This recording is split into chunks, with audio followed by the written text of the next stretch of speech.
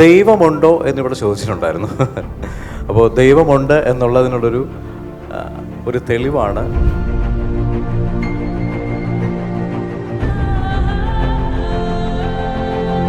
ഈ മുഖമൊക്കെ ശരിക്കും പറഞ്ഞാൽ സ്വർണം പോലെ തിളങ്ങുന്നുണ്ട്, മയിൽപ്പീലിയുണ്ട്. അപ്പോൾ എല്ലാവരും എന്നോട് ചോദിക്കുമ്പോൾ ദൈവമുണ്ടോ ദൈവമുണ്ടോ. ആ ഒരു വെളുത്ത പശുക്കുട്ടി ഭഗവാനെ ഇടിച്ചു നിൽക്കുന്നത് പോലെ ഒരു രൂപം 2 മാസം കൊണ്ട് തെളിഞ്ഞു വന്നിട്ടുണ്ട് എൻ്റെ മുമ്പിൽ. ഒരു ദിവസം പ്രത്യേകിച്ചും വെളുപ്പാങ്കാലത്ത് എൻ്റെ മുമ്പിൽ താമരയിൽ ഇരുന്നു കൊണ്ട് എന്നെ വന്ന് അനുഗ്രഹിച്ച് ഞാൻ ഭയങ്കരമായി സങ്കടം അനുഭവിച്ചുകൊണ്ടിരിക്കുന്ന. അപ്പോൾ അവരോട് എല്ലാവരോടും ഞാൻ പറയുന്നത് ദൈവം എന്ന് പറഞ്ഞ ശക്തിയുണ്ട്. ഇതിനകത്ത് ദൈവത്തെ നേരിൽ കണ്ടിട്ടുള്ളവരൊന്ന് കൈപൊക്കാവോ? ഒന്ന് പിന്നോട്ട് തിരിഞ്ഞു നോക്കി, ഒന്ന് അങ്ങോട്ട് തിരിഞ്ഞു നോക്ക്. ഇത്രയും പേര് ദൈവത്തെ കണ്ടിട്ടുള്ളവർ.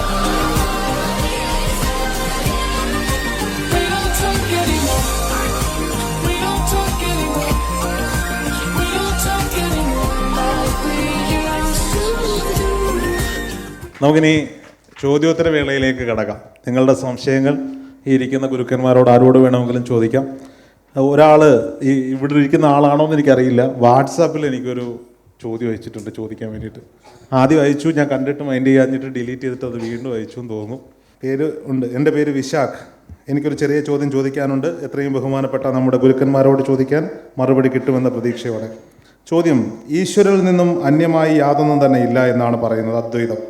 അപ്പോൾ ഞാൻ ശരീരമല്ല, മനസ്സല്ല, ഇന്ദ്രിയങ്ങളും നാമരൂപങ്ങളും ഞാനല്ല എന്ന് പറയുന്നതിലുമുണ്ട്. ഈശ്വരനിൽ നിന്നും ഇതൊന്നും അന്യമല്ല എങ്കിൽ നാം കാണുന്നതും ഈശ്വരൻ തന്നെയല്ലേ? ശരീരം, മനസ്സ്, നാമരൂപങ്ങൾ എല്ലാം. മറുപടി ആർക്ക് വേണമെങ്കിലും പറയാം. ചോദ്യം ചോദിച്ച ആളിവിടെ ഉണ്ടോ? ഉണ്ടെങ്കിൽ ഒന്ന് എഴുന്നേറ്റ് ചോദ്യം വ്യക്തമാക്കി കൊടുക്കാമെങ്കിൽ കൊള്ളാം. ഞാൻ ചോദിച്ചപ്പോൾ വിശാഖ് ഇവിടെയുള്ള ആളാണോ? അല്ലെങ്കിൽ പിന്നെ ഇങ്ങനൊരു പരിപാടി ഇവിടെ നടക്കുന്നു എന്നറിഞ്ഞ് പുറത്തിരുന്ന ആരെങ്കിലും അയച്ചതായിരിക്കും. കറണ്ട് പോയപ്പോഴാണ് വന്നത്. നമസ്തേ. രാവിലത്തെ സെഷൻ നമ്മൾ സംസാരിക്കുമ്പോൾ ഈ ആത്മാവിനെ കുറിച്ച് വളരെ ഗംഭീരമായി സംസാരിച്ചു. പല സംഭവങ്ങളുണ്ടായി. പക്ഷേ അലക്സാണ്ടർ ജേക്കബ് സാർ ഇവിടുന്ന് പോയി. 2023 ഞാൻ അദ്ദേഹമായിട്ട് എടുത്ത ഇൻ്റർവ്യൂവിൽ അദ്ദേഹം ചോദിച്ചിട്ടുണ്ടായിരുന്നു ആത്മാവുണ്ടോ എന്ന്. അപ്പോൾ 3 പ്രാവശ്യം അദ്ദേഹം ആത്മാവിനെ കണ്ടു എന്ന് പറഞ്ഞു. ഇന്ന് നമ്മൾ വളരെ ക്ലിയർ ആയിട്ട് അദ്ദേഹത്തിൻ്റെ ആൻസർ കിട്ടി. സോ നമ്മൾ ഈ പ്രോഗ്രാം നടക്കുന്ന സമയത്ത് നമ്മുടെ റിട്ടയർഡ് ജഡ്ജി ലീലാമണി മേഡം എനിക്ക് അയച്ചു തന്നൊരു അറ്റൻഷൻ ടു ക്യാമറ ടീം അയച്ചു തന്നൊരു ഇമേജാണ്. ദൈവമുണ്ടോ എന്നിവിടെ ചോദിച്ചിട്ടുണ്ടായിരുന്നു. അപ്പോൾ ദൈവമുണ്ട് എന്നുള്ളതിനുള്ളൊരു ഒരു തെളിവാണ്. മേഡം ഇത് എവിടെ നിന്നാണ് എടുത്തതെന്ന് എനിക്കറിയില്ല. കൊടുക്കാം. അപ്പോൾ ഇതിലേക്ക് വരുന്നതിന് മുൻപായിട്ട് ഉച്ചയ്ക്ക് ലഞ്ചിന് മുമ്പ് നമ്മൾ ചോദിച്ചു ആരൊക്കെ സ്വന്തം വീടുണ്ടോ എന്ന് ചോദിച്ചു. കുറേ പേര് കൈപൊക്കി അല്ലേ? അപ്പോൾ സ്വന്തം വീടുള്ളവർക്ക് നമുക്ക് ചോദിക്കാൻ പറ്റുന്ന ഒരു വാസ്തു കൺസൾട്ടൻ്റ് ഇവിടെയുണ്ട്. വളരെ പോസിറ്റീവായിട്ട് മാത്രം അതിലേക്ക് വരാനുള്ള റീസൺ എന്ന് പറഞ്ഞു കഴിഞ്ഞാൽ ഈ വരുത്തുപോക്ക് എന്ന് പറഞ്ഞ് ഒരുപാട് പേര് കേൾക്കുന്നുണ്ട്, പേടിപ്പെടുത്തലുമുണ്ട്. അതിൻ്റെ പേരിൽ ലക്ഷങ്ങളാണ് പല ഭാഗത്തു നിന്ന് കൊണ്ടുപോകുന്നത്. അപ്പോൾ ശരിക്കും വരുത്തുപോക്കുണ്ടോ, അല്ലെങ്കിൽ ഉണ്ടെങ്കിൽ ആ എനർജി എന്താണ്? ഒരു വാസ്തു കൺസൾട്ടൻറ്റിന് ഈ വരുത്തുപോക്ക് എങ്ങനെ നിയന്ത്രിക്കാൻ പറ്റും? അപ്പോൾ ഇദ്ദേഹം കണ്ടത് വീട്ടിൽ വെച്ചാണെന്നുണ്ടെങ്കിൽ അത് ദൈവത്തിൻ്റെ രൂപമാണോ ആത്മാവിൻ്റെ ആണോ? നിഷാന്ത് ജിയോടാണ് എൻ്റെ ഒരു ക്വസ്റ്റ്യൻ. മേഡത്തിന് ഇതിന് എന്തെങ്കിലും കോട്ട് ചെയ്യാനുണ്ടോ? ഈ ഇമേജ് വേറെ എവിടെ നിന്ന് വന്നതല്ല. 2022 സെപ്റ്റംബർ മാസം 18-ാം തീയതി അന്ന് അഷ്ടമി രോഹിണി, ജന്മാഷ്ടമി ദിവസമാണ്. അപ്പോൾ എൻ്റെ മകൻ അന്ന് ദുബായിൽ ജോലി ചെയ്യുമായിരുന്നു. രാവിലെ എനിക്കൊരു കാള് വന്നു, അവന് തീരെ സുഖമില്ല, പെട്ടെന്ന് ഹോസ്പിറ്റലിൽ പോകണം. അപ്പോൾ അന്ന് അഷ്ടമി രോഹിണിയാണ്. സാധാരണ ഞാൻ നല്ലതായിട്ട് പൂജയൊക്കെ ചെയ്യും, വീട്ടിൽ എല്ലാം വിളക്ക് കൊളുത്തും, പാദം വരയ്ക്കും, പൂജാമുറി വരെയൊക്കെ ചെയ്യും എല്ലാ വർഷവും. പക്ഷേ അന്ന് ഇവന് നേരെ എയർപോർട്ടിൽ പോയി. എൻ്റെ ഒരു ഗുരുനാഥനെ പോലെ ഒരാളുണ്ട്, ഡോക്ടർ യോഗിദാസ് എന്ന് പറയും, അഗസ്ത്യാശ്രമത്തിൻ്റെ. അദ്ദേഹം വിളിച്ച് പറഞ്ഞിട്ട് മെഡിക്കൽ സെൻറ്ററിൽ അഡ്മിറ്റാക്കി. പെട്ടെന്ന് അവർ തന്നെ വണ്ടി കൊണ്ടുവന്ന് ഇവനെ കൊണ്ടുപോയി അഡ്മിറ്റാക്കി. അപ്പോൾ കാഷ്വാലിറ്റിയിൽ അവൻ കിടക്കുന്നതാണ്. ആ ഫോട്ടോയിൽ കാണാം നമുക്ക് ഒരു ലൈറ്റ് മുകളിൽ കാഷ്വാലിറ്റിയിൽ. മോർണിങ്ങിനെ കിടക്കുമ്പോൾ അവന് ഇഞ്ചക്ഷനൊക്കെ കൊടുത്തു. ഒന്ന് മയങ്ങി വരുമ്പോൾ എന്നോട് പറഞ്ഞു, അവൻ്റെ മൊബൈൽ എൻ്റെ ബാഗിലായിരുന്നു. അമ്മ വീട്ടിൽ വിളിച്ച് വൈഫിനോട് പറയുക, ഞാൻ ഇപ്പോൾ കുഴപ്പമില്ല, ബയോപ്സി എന്തോ എടുത്ത് ചെയ്യാൻ പോയിരിക്കുകയാണ്, അത് വന്നിട്ട് വിവരം പറയാമെന്ന് പറഞ്ഞു. ആ സമയം ഞാൻ ഈ ഫോൺ എടുക്കുമ്പോൾ എൻ്റെ ഫോണാണ് ആദ്യം കയ്യിൽ വരുന്നത്. വരുമ്പോൾ കാഷ്വാലിറ്റിയുടെ ലൈനിൽ ഇത്രയും പൊക്കത്തിലല്ല, വളരെ കുറച്ച് പൊക്കമേ ഉള്ളൂ. അപ്പം ആ ഡാർക്ക് സ്ക്രീനിൽ ഒരു രൂപം തെളിഞ്ഞു കണ്ടു. അപ്പോൾ എനിക്ക് ഭയങ്കര വിഷമമുണ്ട്. അന്ന് വിളക്ക് കത്തിക്കാൻ കഴിയാത്തതിലും ജപിക്കാൻ കഴിയാത്തതിലും ഒത്തിരി വിഷമമുണ്ട് ശരിക്കും. പക്ഷേ മകനല്ലേ, മകൻ നേരത്തെ പറഞ്ഞല്ലോ, മകനാണല്ലോ, അമ്മയല്ലേ, അമ്മ കഴിഞ്ഞിട്ടില്ല പൊന്നമ്മ എന്നൊക്കെ പറഞ്ഞിട്ട് അദ്ദേഹത്തിൻ്റെ ബുക്ക് വരുന്നില്ലേ, അമ്മ കഴിഞ്ഞിട്ടല്ലേ ഉള്ളൂ എന്തും. അതുകൊണ്ട് ഞാൻ അവിടെ പോയി അത് ചെയ്തു. അങ്ങനെ അവിടെ ഇരുന്നിട്ട് വിഷമിച്ചിരിക്കുമ്പോഴാണ് ഇത് എടുക്കുമ്പോൾ ഈ ഒരു രൂപം കണ്ടു. അപ്പം ഞാൻ അവൻ്റെ കയ്യിൽ തന്നെ കൊടുത്തു. എന്നാൽ ചുറ്റും ഒരു വെളുത്ത ഓറയുണ്ട്. അപ്പം മോൻ നോക്ക് എന്തോ ഒരു രൂപം ഉണ്ടല്ലോ എന്ന് പറഞ്ഞു. അതിൽ കാണാം മോൻ്റെ ഇടത് കയ്യിലിങ്ങനെ പിടിച്ചിരിക്കുകയാണത്. അവൻ്റെ ഇടത് കൈ പിടിച്ചുകൊണ്ട് അവൻ്റെ ഫോണെടുത്ത് വലത് കൈകൊണ്ട് അവൻ തന്നെ ഫോട്ടോ എടുത്തതാണ് ആ രൂപം. 2022 സെപ്റ്റംബർ 18 വന്നതാണ്. അപ്പോൾ അത് വലുതാക്കി നോക്കുമ്പോൾ ആ ഇമേജ് വലുതാക്കി നോക്കുമ്പോൾ നമുക്കറിയാം ഈ മുഖമൊക്കെ ശരിക്കും പറഞ്ഞാൽ സ്വർണം പോലെ തിളങ്ങുന്നുണ്ട്. മയിൽപ്പീലിയുണ്ട്. അമ്മ ഇത് കൃഷ്ണനാണ്. മയിൽപ്പീലിയുണ്ട്, പിന്നെ ഓടക്കുഴലുണ്ട്, ഹാരമുണ്ട്, എല്ലാ ഡ്രസ്സോട് കൂടി അസൽ. അത് ഞാൻ തിരുവനന്തപുരം കേശവപുരത്ത് കൈതപ്രം നമ്പൂരിയൊക്കെ പൂജിച്ചിരുന്ന ഒരു അമ്പലമുണ്ട്. ആ കേശവപുരം ടെമ്പിൾ, കൊച്ചു ഗുരുവായൂരെന്നാണ് പറയുന്നത്. എൻ്റെ വീടിൻ്റെ തൊട്ട് മുമ്പിൽ ഒരു 50 മീറ്റർ അകലത്തിലാണ് ആ ക്ഷേത്രം. എന്നും രാവിലെ അവിടെ പോകും, വിളക്ക് കത്തിക്കും. വിളക്ക് കത്തിക്കാൻ വേണ്ടിയിട്ടെല്ലാം സഹായിക്കും ഒക്കെ ചെയ്തിരുന്ന ഒരു വ്യക്തിയാണ് ഞാൻ. അവിടെ കൃഷ്ണശിലയിലാണ് ഭഗവാൻ വെച്ചിരിക്കുന്നത്. ഇന്നിപ്പോൾ വെണ്ണ കൊണ്ട് നമ്മൾ ചാർത്തി കഴിഞ്ഞാൽ അവർ ചാർത്തി പിറ്റേന്ന് വരെ അങ്ങനെ തന്നെ ഇരിക്കും. ആ ഒരു രൂപം നമുക്ക് മനസ്സിൽ നിന്ന് അങ്ങോട്ട് മായത്തില്ല. അപ്പോൾ ആ അതേ കൃഷ്ണശിലയാണ് എൻ്റെ ഈ ഫോണിൽ വന്നിരിക്കുന്നത്. അപ്പോൾ എല്ലാവരും എന്നോട് ചോദിക്കും ഇവിടെ ദൈവമുണ്ടോ ദൈവമുണ്ടോ. ആ പടം അപ്പം മോൻ്റെ കൈ ഉള്ളത് കൊണ്ട് അതും ഇടത്ത് കൈ, അതെല്ലാം ഞാൻ ഒരു ഗ്രാഫിക് ഡിസൈനിൽ കൊടുത്തിട്ട് അതെല്ലാം എടുത്ത് കളഞ്ഞിട്ട് ഭഗവാന്റെ രൂപം വലുതാക്കി ഞാൻ വീട്ടിൽ രവിപുരത്ത് അമ്പലത്തിൽ കൊടുത്ത് പൂജിച്ച് വാങ്ങിച്ച് വയ്ക്കുന്നുണ്ട്. ഇപ്പോൾ 2 മാസത്തിനുള്ളിൽ അതിനകത്ത് വേറെ ഒന്നുമില്ല. ഫോട്ടോ കാണാം, എൻ്റെ വീട്ടിൽ വന്നാൽ കാണാം. അതിനകത്ത് ഒരു വെളുത്ത പശുക്കുട്ടി ഭഗവാനെ ഇടിച്ചു നിൽക്കുന്നത് പോലെ ഒരു രൂപം 2 മാസം കൊണ്ട് തെളിഞ്ഞു വന്നിട്ടുണ്ട്. പിന്നെ ഇപ്പോൾ ഇവിടെ പറഞ്ഞതുപോലെ കണ്ണിൻ്റെ എനിക്ക് വർഷങ്ങളായി എന്തെങ്കിലും ഒരു ആപത്ത് വന്നിട്ടുണ്ട് ദുസ്സോചന, അല്ലെങ്കിൽ ഞാൻ കാലെടുത്ത് വയ്ക്കുന്ന വഴി ആ വഴിക്ക് പോകരുതെന്നാണെങ്കിൽ അപ്പം എനിക്കൊരു അടയാളം ഭഗവാൻ തരും. അത് ഇന്ന് വരെ 10-15 വർഷമായിട്ട് ഞാൻ അനുഭവിച്ചുകൊണ്ടിരിക്കുന്ന ഒരു സത്യമാണ്. അപ്പോൾ ഇവിടെ ഈ ഓരോരുത്തരും പറഞ്ഞ കാര്യങ്ങളൊക്കെ ഞാൻ കേട്ടു. ഞാൻ അതുകൊണ്ട് എന്നോട് പലരും ചോദിച്ചിട്ടുണ്ട് ദൈവമുണ്ടോ ദൈവമുണ്ടോ. എന്നോട് ഒരുപാട് പേര് തർക്കിക്കുന്നുണ്ട്. ഒരാൾ ഇത് കണ്ടിട്ട് പറഞ്ഞു ഉടനെ യൂട്യൂബ് നോക്കുക, ഇതിനകത്ത് എന്തെങ്കിലും കണ്ടുപിടിക്കാൻ പറ്റുമെന്ന്. ദൈവമില്ല എന്നാണ് അവർ പറയുന്നത്. എന്നെ സംബന്ധിച്ച് ദൈവമുണ്ട്. ഞാൻ ബസ്സിൽ യാത്ര ചെയ്യുമ്പോൾ എനിക്കൊരു പക്ഷേ 5 രൂപ ബസ് കൂലി കുറവുള്ള സമയത്ത് എനിക്ക് 5 രൂപ തന്നവൻ എനിക്ക് ദൈവമാണ്. ഞാൻ അങ്ങനെയാണ് ഓരോരുത്തരെയും ദൈവമായിട്ട് കണ്ടിരിക്കുന്നത്. ഒരുപാട് പേരുടെ സഹായം കൊണ്ടാണ് ഞാൻ പഠിച്ച് ഇവിടം വരെ എത്തിയതും. അപ്പോൾ ഈശ്വരൻ എന്നെ ഇവിടം വരെ എത്തിച്ച് ദൈവം എന്ന് പറഞ്ഞാൽ പ്രത്യക്ഷത്തിൽ ഞാൻ ഇത്രയും സത്യസന്ധമായി ഒരു ഈശ്വരൻ എൻ്റെ മുമ്പിൽ ഇതുപോലെ പ്രത്യക്ഷപ്പെട്ട് ഇതിനു മുമ്പും എൻ്റെ മുമ്പിൽ ഒരു ദിവസം പ്രത്യക്ഷം വെളുപ്പാങ്കാലത്ത് എൻ്റെ മുമ്പിൽ താമരയിൽ ഇരുന്നു കൊണ്ട് എന്നെ വന്ന് അനുഗ്രഹിച്ച് ഞാൻ ഭയങ്കരമായി സങ്കടം അനുഭവിച്ചുകൊണ്ടിരിക്കുന്ന ഒരു സാഹചര്യത്തിൽ ഞാൻ മജിസ്ട്രേറ്റായിട്ട് വർക്ക് ചെയ്യാണ് പുനലൂർ. ഈ പറഞ്ഞ പോലെ സഹിക്കാൻ പറ്റാത്ത പല പ്രശ്നങ്ങളും ഉണ്ടാവുമല്ലോ ഫാമിലിയിൽ പ്രശ്നങ്ങൾ. അന്നൊക്കെ നമുക്ക് പ്രായത്തിൻ്റെ അതുകൊണ്ടും നമുക്ക് കുറേയൊക്കെ സങ്കടപ്പെട്ടിരിക്കുകയും ഒക്കെ ചെയ്യുന്നു. നാരായണ എന്നുള്ള നാമം എൻ്റെ നാവിൽ നിന്ന് ഒരിക്കലും ഒഴിയാതിരുന്ന ഒരു കാലഘട്ടം. ഒരു ജ്യോത്സ്യൻ എന്നെ കണ്ടു പറഞ്ഞു, എൻ്റെ അമ്മയെ നിങ്ങളെങ്ങനെ ജീവിച്ചിരിക്കണോ, നാരായണ മന്ത്രമാണ് നിങ്ങളെ ജീവിപ്പിച്ചിരിക്കുന്നത്, നിങ്ങൾക്ക് 38 വയസ്സ് വരെ നിങ്ങൾ ജീവിച്ചിരിക്കുകയുള്ളായിരുന്നു എന്നോട്. അതെന്താകണോ എന്നെ കൈപിടിച്ച് നടത്തുന്നുണ്ട്. അപ്പോൾ അവരോട് എല്ലാവരോടും ഞാൻ പറയുന്നത് ദൈവം എന്ന് പറഞ്ഞ ശക്തിയുണ്ട്. അപ്പോൾ ഈ വന്നതിനകത്ത് ഞാൻ ഗുരുജിയോട് ചോദിക്കാൻ ആഗ്രഹിച്ച ഒരു ചോദ്യം ഇതാണ്. ഈ ദൈവമില്ല എന്ന് പറയുന്നവർക്കും ഇന്നത്തെ ഈ കാലഘട്ടത്തിൽ നാളെ ഇപ്പോൾ ഇവിടെ ഇന്ന് രാവിലെ ഈ പറഞ്ഞ കാര്യങ്ങളെല്ലാം അദ്ദേഹം പറഞ്ഞ 4 തലങ്ങളും എക്സ്റ്റസിയും അതിൻ്റെ അപ്പുറത്തേക്ക് ബ്ലിസ്സും ഒക്കെ ആയിട്ട് പോകാൻ അടുത്ത ഒരു ജനറേഷൻ നമുക്കിവിടെ ഉണ്ടോ? ഉണ്ടാവില്ലെന്ന് എൻ്റെ വിശ്വാസം.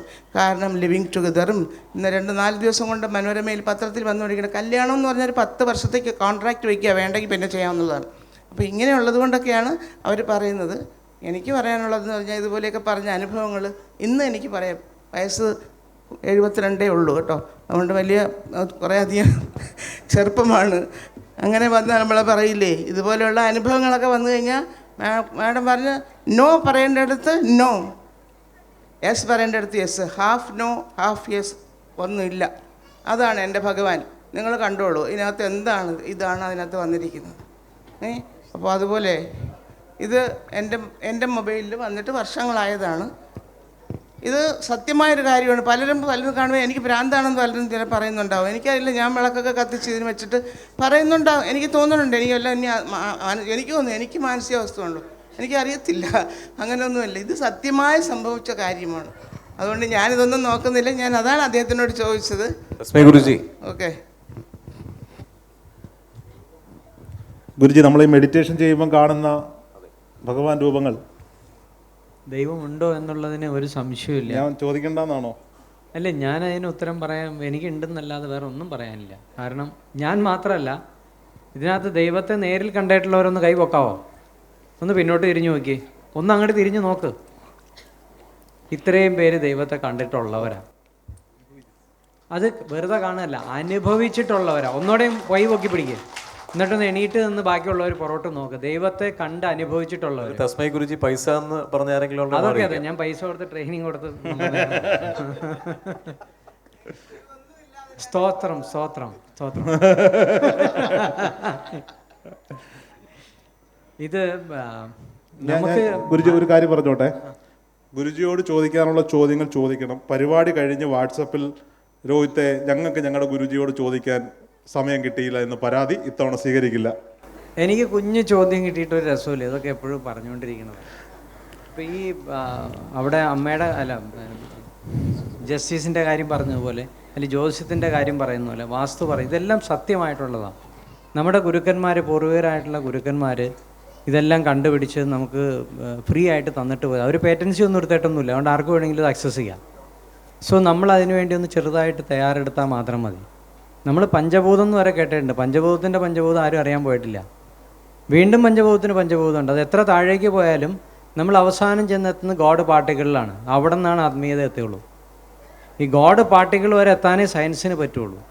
നമ്മൾ ഉണ്ടാക്കിയ ഏത് ഉപകരണത്തിനും പരിമിതിയുണ്ട്. പ്രപഞ്ചത്തിലുള്ള എല്ലാ വസ്തുക്കളെയും നമ്മളുടെ പരിമിതിയിലേക്ക് കൊണ്ടുവരാനാണ് നമ്മൾ ആഗ്രഹിക്കുന്നത്. പക്ഷെ അത് സാധ്യമാവില്ല. എന്നാൽ ഈ ശരീരത്തെ ഇവിടെ ഇരുത്തിക്കൊണ്ട് നമുക്ക് ഈ പ്രപഞ്ചത്തിലെ 14 ഡയമെൻഷനും ക്രോസ് ചെയ്ത് പോയി ഈ പ്രപഞ്ചത്തിലെല്ലാം അനുഭവിച്ചിട്ട് തിരിച്ചിവിടെ തന്നെ വരാം. ഇതാണ് നമ്മുടെ ഋഷി പരമ്പര ചെയ്തിട്ടുള്ളത്. ഞാനും ചെയ്തിട്ടത് ഇത് തന്നെയാണ്. അതുകൊണ്ടാണ് ഈ ഇരിക്കുന്ന ജനങ്ങൾക്കൊക്കെ അനുഭവം കിട്ടണത്. നേരെ മറിച്ച് ഞാൻ പുസ്തകത്തിൽ വായിച്ചറിഞ്ഞാണ് കുറേ ഇൻഫർമേഷനാണത്. ഓരോ സ്ത്രീകളും, ഞാൻ ഈ കാര്യത്തിൽ ആ ഒരു സ്ത്രീകളെ മാറ്റിയത്, സ്ത്രീകൾ അനുഭവിക്കുന്ന അത്രയും ദുഃഖം ഈ പ്രപഞ്ചത്തിൽ വേറെ ആരും അനുഭവിക്കണില്ല. ഏകദേശം 10-45,000 കുടുംബം എൻ്റെ കൂടെ കടന്നു പോയേക്കണ. ഇതിനകത്ത് ഡിവോഴ്സിന് വേണ്ടി തയ്യാറിരുന്ന കുടുംബങ്ങളുണ്ടായിരുന്നു. ജീവിതം മരവിപ്പിച്ച് അല്ലെങ്കിൽ മരയിച്ച് ഒന്നുമല്ലാതെ ഉപേക്ഷിക്കാൻ വേണ്ടി ജീവിതം മതിയെന്ന് ഓർത്തുകൊണ്ടിരുന്നതാണ്. ഒന്ന് കൈ പൊക്കാവോ? ദേ എന്നിട്ടും കൈ പൊക്കണം. എന്ത് ചോദിച്ചാലും കൈ പൊക്കാൻ ആൾക്കാരവിടെ ഉണ്ട്. ദേ ഇപ്പുറത്തേക്കൊക്കെ നോക്കിക്കൊണ്ട് കൈ നാത്തിക്കോ. ഇതെങ്ങനെയാണ് ഇങ്ങനെ വരണത്? ഇവിടെ ഈ സാറ് പറഞ്ഞു ഇന്ന് വേവ്സ് പോകണം ഇതുപോലെയാണെന്നില്ലേ. ഈ വേവ്സ് ഇങ്ങനെ പോകുന്നതുകൊണ്ട്, സ്ട്രെയിറ്റ് ലൈനിൽ പോകേണ്ട വേവ്സ് ഇങ്ങനെ ആയിപ്പോയതുകൊണ്ട് വഴിക്ക് ഇറങ്ങിയാൽ നമുക്ക് ട്രാഫിക് ഉണ്ടാവും, റോട്ടിലിറങ്ങിയാൽ നല്ല വെള്ളം കിട്ടൂല, അവിടെ ബസ് സ്റ്റോപ്പിൽ നിന്നാൽ ചുമ്മാ അടി ഉണ്ടാക്കണം കാണേണ്ടി വരും, ബിവറേജിലേക്ക് ആൾക്കാർ നല്ല അന്തസ്സായിട്ട് ക്യൂ നിൽക്കണം, മാന്യന്മാരെ കാണാൻ പറ്റും. ലോകത്തിൻ്റെ എല്ലാ തലങ്ങളിലും നമുക്ക് ഈ പറയുന്ന മോശമായ കാര്യങ്ങൾ മാത്രം കാണാൻ പറ്റുന്നതിന് കാരണം ഇന്ന് ഒരു വേവ്സും സ്ട്രെയിറ്റ് ആയിട്ടല്ല പോണത്. പ്രപഞ്ചത്തിൻ്റെ താളം മുഴുവൻ തെറ്റിക്കെടുക്കുകയാണ്. ആ താളം തിരിച്ചു കൊണ്ടുവരണമെങ്കിൽ നമ്മൾ ഈ 4, 3, 7 പേര് വിചാരിച്ചാൽ പറ്റില്ല എന്ന് വിചാരിക്കേണ്ട. ഞാനൊരാൾ വിചാരിച്ചിട്ട് ഇത്രയും പറ്റണില്ലേ? 45,000 കുടുംബത്തിൽ മാറ്റം വന്നില്ലേ? മോദി വിചാരിച്ചിട്ട് ഭാരതത്തിൽ മുഴുവൻ മാറ്റം വന്നില്ലേ? അപ്പം നമ്മൾ ഓരോരുത്തരും വിചാരിച്ചാൽ മാറ്റം ഉണ്ടാവും. ആ മാറ്റത്തിന് വേണ്ടി ആദ്യം ഞാൻ തന്നെയാണ് തയ്യാറെടുക്കേണ്ടത്. ഇപ്പോൾ ജ്യോതിഷത്തിൻ്റെ കാര്യം പറയുമ്പോൾ നമ്മളതിനെ ഷോർട്ട് കട്ടിൽ ഞാൻ പോയിട്ട് എൻ്റെ നാൾ നോക്കി കഴിഞ്ഞ് കഴിഞ്ഞാൽ എനിക്കുള്ള വേറെ ദൂഷ്യമായിരിക്കും. എൻ്റെ ധർമ്മപത്നി എൻ്റെ കൂടെ വരുമ്പോൾ എൻ്റെ ജാതകം മാറി. എനിക്ക് ഒരു കുട്ടി ഉണ്ടാകുമ്പോൾ എൻ്റെ ജാതകം വീണ്ടും മാറി. എനിക്ക് 2 കുട്ടി ഉണ്ടാകുമ്പോൾ എൻ്റെ ജാതകം മുഴുവൻ മാറുകയാണ്. അപ്പോൾ ഇങ്ങനെ നോക്കാൻ ആർക്കും പറ്റില്ല. അപ്പോൾ എന്ത് ചെയ്യും? ഷോർട്ട് കട്ടിൽ കാര്യം അറിയണം. ഞാൻ ഭാര്യയായിട്ട് അടുപ്പത്തിലല്ല, എൻ്റെ ജാതകം നോക്കി പറയാമെന്ന് പറയും. നിങ്ങൾ ജീവിച്ചിരിപ്പുണ്ടോ എന്ന് ചോദിക്കും. കാരണം നിങ്ങളുടെ 2ാമത്തെ കുട്ടി ഉണ്ടായതിന് ശേഷമാണ് എൻ്റെ ആയുസ് നീട്ടി കിട്ടിയത്. ആ കുട്ടിയുടെ ജാതകം നോക്കുമ്പോഴേ അറിയാവുള്ളൂ ആ കൊച്ചിന് ദീർഘായുസുള്ള പിതാവുണ്ട്. അപ്പോൾ ഓട്ടോമാറ്റിക്കലി ഞാൻ ജീവിച്ചിരുന്നേ പറ്റുള്ളൂ. ഇവിടെ ആർക്കെങ്കിലും എന്തെങ്കിലും സംഭവിക്കുന്നുണ്ടെങ്കിൽ അതിൻ്റെ കാരണക്കാരൻ നമ്മൾ തന്നെയാണ്. അതിന് വേറെ ആരെയും പഴി പറഞ്ഞിട്ട് കാര്യമില്ല. ഒരു ജ്യോതിഷൻ്റെ അടുത്ത് പോവുകയാണെന്നുണ്ടെങ്കിൽ സൂക്ഷ്മം അറിയാവുന്നവൻ്റെ അടുത്ത് പോകണം. ഈ അമ്മ പറഞ്ഞതുപോലെ ആത്മീയത എന്ന് പറഞ്ഞാൽ വളരെ പ്രധാനപ്പെട്ടതാണ്. ചുമ്മാ തമാശയല്ല. രാവിലെ എണീക്കണം. വാസ്തു നോക്കുന്ന ഈ സാറാണെങ്കിലും പറയും അതിരാവിലെ എണീക്കണം, സൂര്യോദയത്തിന് മുമ്പ് എണീക്കണം. 12 മണിക്ക് എണീക്കുന്നവന് പറഞ്ഞിട്ടുള്ളതല്ല ഇതൊന്നും. ജീവിതത്തിന് ചിട്ട വേണം, അച്ചടക്കം വേണം. ഞാൻ ആത്മീയത പറയുന്നതിനകത്ത് സാധാരണ ജീവിതത്തിലെ വളരെ സരളമായ കാര്യങ്ങളാണ് പറയണത്. നമ്മുടെ അലക്സാണ്ടർ സാറ് പറഞ്ഞു ഏകദേശം 37ഓളം ഗുരുക്കൾ അല്ലേ, എത്രയോ ഇടങ്ങളിൽ പോയി അന്വേഷിച്ചിട്ടാണ് അവസാനം ബുദ്ധന് എൻലൈറ്റ്മെൻ്റ് ഉണ്ടായത്. അത് സ്വയം നേടിയെടുക്കുക ചെയ്തത്. എനിക്ക് ഒരു ഗുരു ഉണ്ടായിരുന്നില്ല പഠിപ്പിച്ചു തരാൻ. ഇതിവിടെ അടുത്തിരുന്ന് മാഡം പറഞ്ഞ പോലെ എനിക്ക് എൻ്റെ സ്വയം ആഗ്രഹമാർന്നു നേടിയെടുക്കണം എന്നുള്ളത്. അന്വേഷിച്ച് കണ്ടെത്തി. ചീത്തയാവാൻ വേണ്ടി ഒരു മെൻറ്ററുടെ ആവശ്യമില്ല, ശരിയാണോ? കള്ളു കുടിക്കാൻ നമുക്ക് മോട്ടിവേഷൻ ക്ലാസ് വേണ്ട, വ്യഭിചാരം ചെയ്യാൻ മോട്ടിവേഷൻ ക്ലാസ് വേണ്ട. ഒരാളെ നന്നാക്കണമെന്നുണ്ടെങ്കിൽ 100 പ്രാവശ്യം മോട്ടിവേഷൻ ക്ലാസ് കൊടുത്താലും നന്നാവില്ല. കാരണം ഞാൻ നിരന്തരം കണ്ടുകൊണ്ടിരിക്കണം, നന്നാവണം എന്ന് ആഗ്രഹിച്ച് വന്നാലും അവരെ മായ കയറി പിടിക്കും, അവർ ചീത്തയായി പോകും. ഞാൻ ഒരാളെ നേരിട്ട് കൺസൾട്ട് ചെയ്യാറില്ല. ഇവർ പറഞ്ഞതുപോലത്തെ ഇതിനേക്കാൾ മോശമായിട്ടുള്ള അനുഭവം എനിക്കുണ്ടായിട്ടില്ല. ഞാനൊരാണ് തന്നെയാണ്. ഈ രാജ്യം മുഴുവൻ ഏകദേശം 4 പ്രാവശ്യം ഞാൻ കറങ്ങിയിട്ടുള്ളതാണ്. പലതരത്തിലുള്ള സന്യാസിമാരെയും പലതരത്തിലുള്ള ഗുരുക്കന്മാരെയും കണ്ടിട്ടുണ്ട്. ഇവരിൽ നിന്ന് ഒന്നും കിട്ടില്ല എന്ന് മനസ്സിലായപ്പോഴാണ് നമ്മൾ സ്വയം കണ്ടെത്തി. അപ്പോൾ എന്തിനു വേണ്ടിയിട്ട് അത് എനിക്ക് തിക്താനുഭവം ഉണ്ടായത്? ഞാൻ സ്വയം കണ്ടെത്തുക എന്നുള്ളത് എൻ്റെ ആവശ്യമാണ്. എന്നെ പ്രപഞ്ചം അങ്ങോട്ട് ഇങ്ങനെ തട്ടി കൊണ്ടുപോവുക. ഇവർക്ക് അപകടം ഉണ്ടാക്കി കൊടുത്തത് ഇവരുടെ നിയോഗമാണ്. ആ അപകടം കൊണ്ടാണ് ഇവർക്ക് ട്രാൻസ്ഫോർമേഷൻ സംഭവിച്ചത്. അപ്പോൾ ജസ്റ്റിസിൻ്റെ കാര്യമാണെങ്കിലും അങ്ങയുടെയും ജീവിതത്തിൽ ഓരോ അനുഭവങ്ങളും സ്പിരിച്വാലിറ്റിയിലേക്ക് എത്തിക്കാൻ വേണ്ടിയിട്ടാണ്. നമുക്കൊരു അസുഖം വരുന്നുണ്ടെങ്കിൽ നമ്മളെ നന്നാക്കാൻ വേണ്ടിയിട്ട് പ്രപഞ്ചം നൽകുന്നൊരു ശിക്ഷയാണ്. നമുക്കിത് മനസ്സിലാക്കാൻ അറിയില്ല. ഓരോ സ്ത്രീയും ഇന്ന് ഭൂമിയിൽ വേദനിക്കാനുള്ളതിൻ്റെ കാരണം ഇന്ന് പ്രോഗ്രാമിൻ്റെ തുടക്കത്തിൽ ഞാൻ സീതാദേവിയുടെ കാര്യം കാണിച്ചു. അതുതന്നെയാണ്, സീതാദേവീനെ അംഗീകരിക്കാത്ത ഒരു ലോകത്ത് രാമനെ നമ്മളെല്ലാവരും അറിയണ്ടില്ലേ? എന്നാൽ എത്രമാത്രം നമ്മളിവിടെ നാരിയെ പൂജിക്കപ്പെടുന്നു അവിടെ മാത്രമേ ഐശ്വര്യം ഉണ്ടാവുള്ളൂ എന്നുള്ളത് സത്യമായിട്ടുള്ള കാര്യമാണ്. ഞാൻ വെറുതെ പറയണതല്ല, ഭംഗിവാക്ക് പറഞ്ഞല്ല. എൻ്റെ ധർമ്മപത്നി എൻ്റെ കൂടെ ഇല്ലാതെ ആയിപ്പോയി. ഇപ്പോൾ കൂടെ ഉണ്ടായിരുന്നെങ്കിൽ അവർ പെരുമാറുന്ന കാണുമ്പോൾ നിങ്ങൾക്ക് മനസ്സിലായേനെ. ഇവിടെ ഇരുന്ന് എല്ലാവരും എൻ്റെ അടുത്ത് ചോദിച്ച് ഗുരുമ വന്നിട്ടുണ്ടോയെന്നാണ്. കാരണം ഞങ്ങൾ രണ്ടുപേരും ഞങ്ങളുടെ കുടുംബവും എങ്ങനെയാണ് പോകുന്നതെന്നുള്ളത് ഇവർ കണ്ടിട്ടുണ്ട്. ആ മാതൃകയിലാണ് അവരും ജീവിക്കാൻ ശ്രമിക്കുന്നത്. ഞാൻ ഞണ്ടിനെ പോലെ നടന്നിട്ട് എല്ലാവരോടും പറയാം നിങ്ങൾ നേരെ നടക്കുന്നവരെ നടക്കുമോ? അത് ഞാൻ നേരെ നടന്ന് കാണിക്കണം വേണ്ടേ? അപ്പോൾ ഞാൻ ധർമ്മം എങ്ങനെയാണെന്ന് പഠിച്ച് ധർമ്മത്തിൽ തന്നെ ജീവിക്കുകയാണ്. ആ ജീവിതമാണ് തുറന്ന പുസ്തകം പോലെ കാണിച്ചു കൊടുക്കുന്നത്.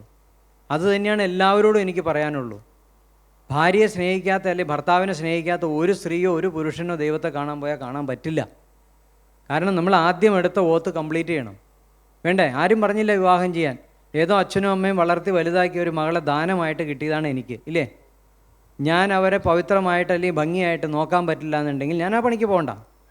അതിനെ എൻ്റെ അടുത്ത് വെച്ചുകൊണ്ട് ഞാൻ വേറൊരാളുടെ ശരീരത്തിലേക്കോ മുഖത്തിലേക്കോ മോശമായിട്ട് നോക്കുന്നുണ്ടെങ്കിൽ എനിക്കെന്തോ വൈകല്യമുണ്ട്. ഞാനാണ് ചികിത്സിക്കപ്പെടേണ്ടത്. വെറുതെ എൻ്റെ ഭാര്യയുടെ കുഴപ്പം കൊണ്ടാണ് ഞാൻ പോണേന്ന് പറഞ്ഞാൽ ഒരു കാര്യമില്ല. ഇവിടെ പ്രശ്നം മുഴുവൻ നമ്മുടെ തന്നെയാണ്. നമ്മുടെ പ്രശ്നങ്ങൾക്ക് പരിഹാരം നമ്മൾ തന്നെയാണ് കണ്ടെത്തേണ്ടത്. അപ്പോൾ ദൈവം ഉണ്ടോ എന്നുള്ളൊരു ചോദ്യത്തിന് എനിക്ക് ഉത്തരം ഒന്നും പറയാനില്ല. ഉണ്ടോ എന്ന് അറിയണമെന്ന് ആഗ്രഹമുള്ള എൻ്റെ അടുത്ത് വന്നാൽ ഞാൻ കാണിച്ചു കൊടുക്കാം, അനുഭവിപ്പിച്ചു കൊടുക്കാം.